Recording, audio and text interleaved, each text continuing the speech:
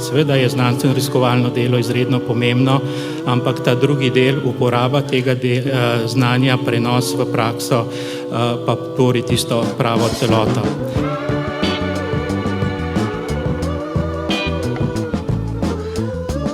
V Sloveniji imamo odlično znanje, odlično znanost na univerzah in prebojne rezultate v gospodarstvu. Pri tem je seveda predpogoj, da se med seboj poznamo kompetence eden drugega in da si zaupamo.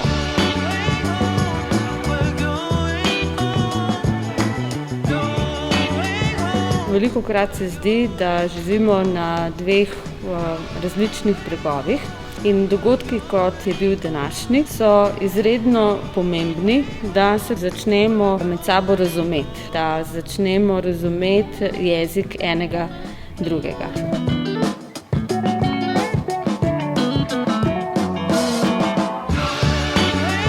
Zato še naprej inovirajmo skupaj.